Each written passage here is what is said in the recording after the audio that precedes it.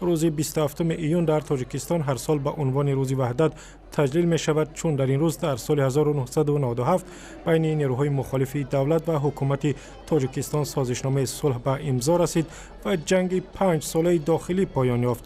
اما امسال در جشن‌ها نمایندگان حزب نهضت اسلامی تاجیکستان طرف دیگری صلح حضور نداشتند، چون این حزب را سال گذشته سازمان تروریستی خواندند و فعالیتش را در کشور ممنوع کردند. درباره تجلیل جشن در بدخشان صحبتی داشتم با همکارم شهلا گلخواجه که در خاروخ قرار دارد. شهلا، محیط امروزه شهر خاروخ چگونه است؟ جشن‌ها در کجا برگزار می شوند؟ بله طاهر، واقعا در شهر خاروخ امروز فضا عیدانه هست و خرد و بزرگ امروز در کوچه ها ریختند. همه خرسند هستند که از روز وحدت تجلیل میکنند.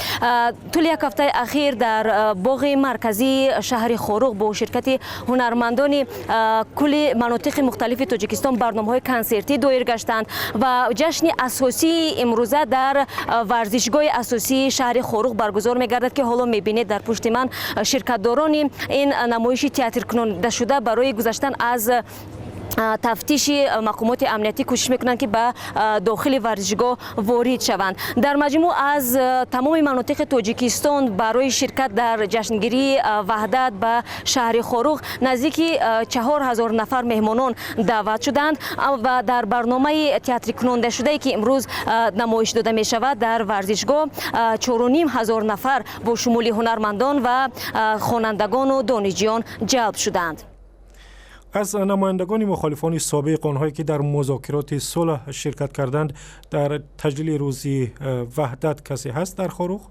خب با طور راستی در رابطه با این سال هرچند ما کوشش کردیم اما یگان معلومات دقیق پیدا نکردیم که تا کجا مخالفان حکومت و آنهایی که هنگام امضای سازشنامه استقرار صلح شرکت داشتند در امروز در جشنگیری وحدت در شهر خاروخ حضور دارند.